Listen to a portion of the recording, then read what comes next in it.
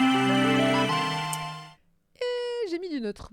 J'ai mis du neutre pour Itsuya, la souffleuse de Miracle, qui vient de sortir, donc chez Noévé.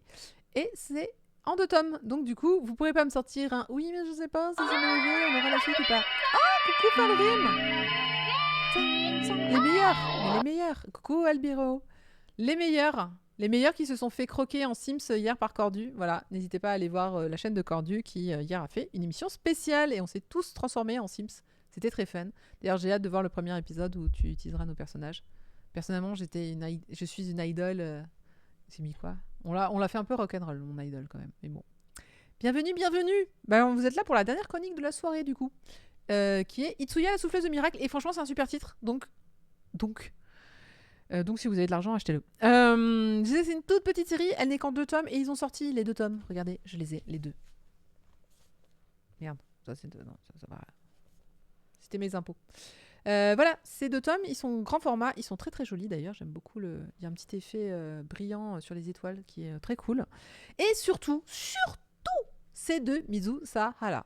Alors, Mizu Sahara, c'est une autrice que je suis depuis toujours. J'ai tous ses titres, je la trouve merveilleuse. Elle avait fait notamment Je ne sais plus quoi et je ne sais plus quoi. Elle avait fait un titre sur Tale's Tale, qui était l'histoire d'un garçon qui avait une queue de cochon. Du coup, il y avait plein de brimades à ce sujet-là. Il y avait une histoire de souliers rouges aussi, qui était autour de la danse. Il y a eu, le chant des souliers rouges, incroyable. Enfin, il y a que des bons titres. My Girl, il est trop bien. Mais il y a que une queue de cochon comme Cordu. Cordu, t'as une queue de cochon? Cordu. Donc vraiment, si vous pouvez vous trouver ces titres, foncez. Ils sont tous géniaux. Malheureusement, ils sont tous plus édités pour la plupart. Ou il y en a très peu qui sont édités. Mais si vous avez l'occasion de tomber sur Mizu Sahara, c'est vraiment une autrice qui est... comment dirais-je, elle pose une ambiance, elle pose des réflexions et c'est pas des titres incroyablissimes, c'est pas des grandes aventures. D'ailleurs, c'est pas non plus des romances. La plupart du temps, c'est des rencontres entre 2 personnes. Et c'est exactement de quoi va parler Itsuya. C'est pour ça que je suis toujours gênée de me dire « Ah, elle fait de la romance ». Non, elle fait pas de la romance. Elle parle de personnages qui évoluent et peut-être qu'il y aura une histoire, mais peut-être qu'il y aura des émotions entre ces personnages-là, mais à aucun moment elle fait de la romance. Enfin, pas dans les codes que moi j'ai, et c'est pas du tout le propos de ces titres de toute façon. Du coup, de quoi parle celui-là? Eh bien, il parle d'un jeune garçon. Alors, on va reparler de la fin de vie des personnes âgées. J'ai prévenu que c'était un peu la thématique du jour. Chialade et tout. Il s'agit donc de Toki. Toki, donc, est un jeune adolescent qui vit avec sa grand-mère parce que sa mère s'est remariée et ça se passe pas très bien avec son beau-père. Et donc, du coup, il vit avec sa grand-mère et malheureusement, sa grand-mère est atteinte de démence. Donc, du coup, sa grand-mère, régulièrement, elle sort de la maison, elle ne le reconnaît plus, elle divague complètement. Donc, et lui, il s'en occupe et il a promis de s'en occuper. Il a vécu avec elle une grande partie de sa vie et refuse en fait que quelqu'un d'autre s'occupe d'elle alors qu'on commence à lui dire écoute, je pense qu'il faudrait qu'elle aille en institution. On revient sur le même sujet que tout à l'heure, c'est super. Faudrait qu'elle aille en institution et lui s'y refuse. Alors que là, pour le coup, tout le monde lui dit écoute, t'es encore qu'au lycée, t'as toute la vie devant toi. Elle serait bien en institution, alors que là, elle prend des risques insensés puisque toi, tu peux pas toujours être là. Tu es à l'école et quand tu es à l'école, elle sort. Elle s'est blessée la dernière fois en allant dans les bois. Donc vraiment, c'est mieux si elle serait bien soignée en institution. Alors là, on n'est pas dans une grande ville, par contre, on est vraiment là. Bon, ça ressemble plus à une campagne plus éloignée du grande ville. Et donc tout le monde est bienveillant. Tout le monde lui dit, mais en fait, on veut tous ton bien à toi, Toki. Et ta grand-mère voudrait surtout que toi, tu ailles bien. Et pour que tu ailles bien, il faut que tu arrêtes de t'occuper d'elle. Mais ça ne veut pas dire que tu vas couper les ponts. Viens la voir tous les jours si tu as envie, écris-lui régulièrement, mais juste ne sois pas... faut pas qu'elle dépende de toi, parce que ça va te gâcher la vie. Ça fait écho à l'histoire de tout à l'heure. Mais il était là, le bon discours, peut-être.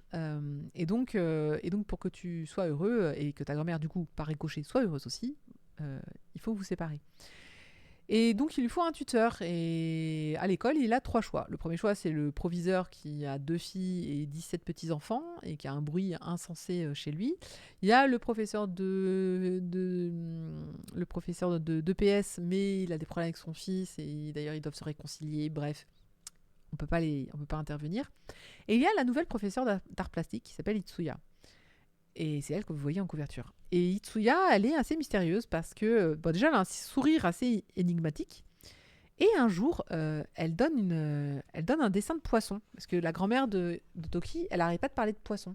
Et donc un jour, elle lui donne ce dessin avec des poissons et elle lui dit ferme les yeux, souffle sur la feuille et peut-être qu'un miracle arrivera. Et effectivement, le miracle arrive. Quand il souffle sur la feuille, les poissons sortent du dessin et prennent vie avant de disparaître. Et en fait, c'est pas la première fois qu'il va voir ce genre de choses. Ah là là, Itsuya.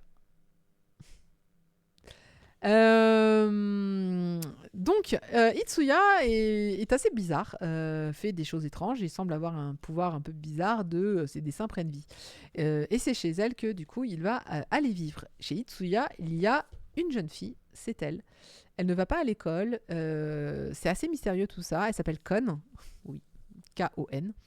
Et en fait, elle a beaucoup de mal avec les autres, et notamment avec Toki, où ils n'arrêtent pas de se disputer, de se chamailler. Mais voilà, tout ce petit monde, en fait, a un passé. Tout ce petit monde il y a une explication à tout ça.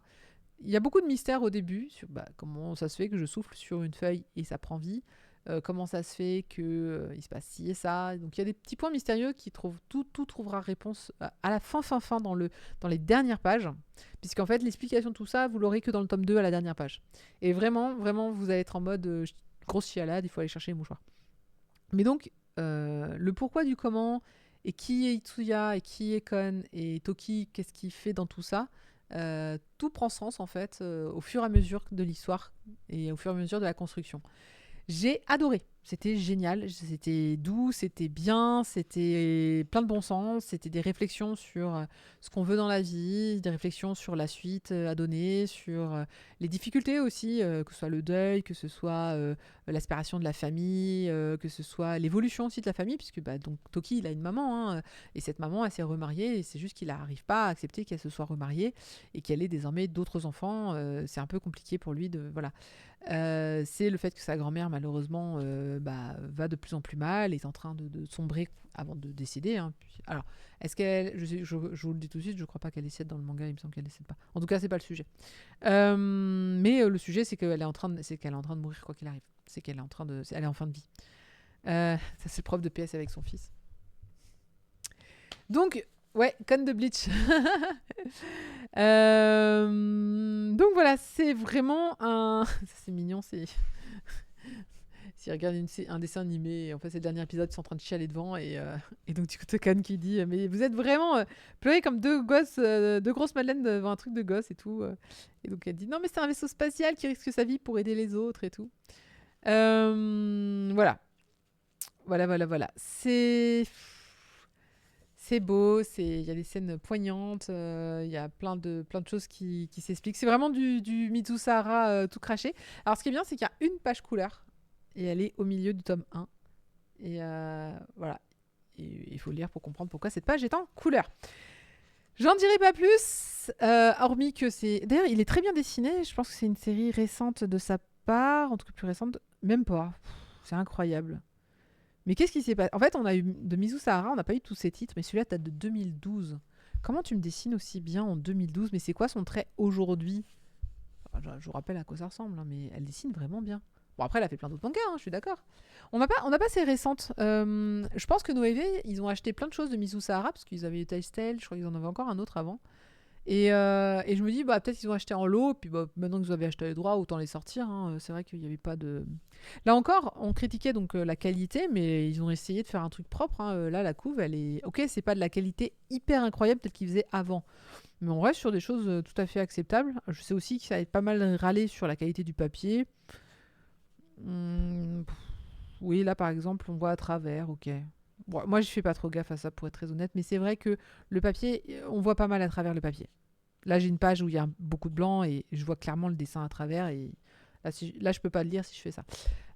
Donc oui, c'est vrai que le papier est assez étrange. Mais le fait qu'ils aient des pages couleurs au milieu me fait dire qu'il y a quand même... Ils font... Voilà, c'est pas horribiliste non plus. Alors moi, en tout cas, ça m'a pas rebuté pour les acheter. Mais c'est vrai qu'il y a...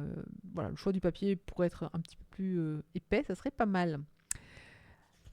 La traduction, c'est Anaïs Fourni, on a l'habitude chez Noévé, et le lettrage de Pierrick Contero, c'est le même qu'on avait vu tout à l'heure. Donc c'est sorti le 16 janvier, il n'a que 2 tomes qui valent donc 9,95 € puisque c'est un grand format. Il n'y a pas de page couleur dans le deuxième? Il n'y a pas une seule page couleur? Si, il y en a une au début. Oh, elle est jolie. C'est sur papier glacé. Ça, je l'aime bien. Mais non, effectivement, après, il y en a plus. C'est marrant d'avoir choisi d'en avoir une. La chialade, la chialade de cette histoire. Qu'est-ce qu'il a raconté? Grâce au soutien de tout le monde, j'ai pu terminer cette histoire sans encombre. C'était une œuvre enrichissante. Elle m'a donné beaucoup de fil à retordre, mais m'a aussi offert beaucoup d'occasions d'entendre des gens me dire qu'ils me lisaient et souhaitaient que je prenne le temps de faire les choses bien, ce qui m'a d'autant plus réchauffé le cœur. Oui, oui, fais le bien.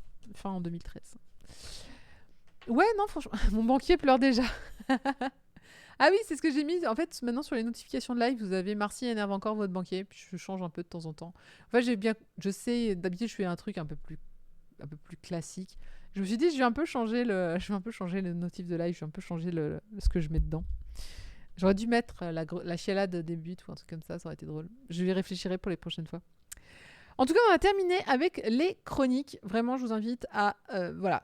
Itsuya, la souffleuse de miracle, ça fait du bien au petit cœur. C'est le genre de... Ça met du baume au cœur. C'est paisible à lire. Alors oui, ça reste... comme je l'ai dit, hein, tous ces titres-là que j'ai eu ce soir, à part un, sont plutôt tristes, mélancoliques, mais dans le bonheur de vivre. On va dire ça comme ça. On n'est pas sur de la tristesse, injustice, énervement, frustration. On pleure des larmes de joie parce que l'histoire est belle, parce que les émotions sont chouettes. Donc, ça va, ça aurait pu être pire. Je vais enlever, hop,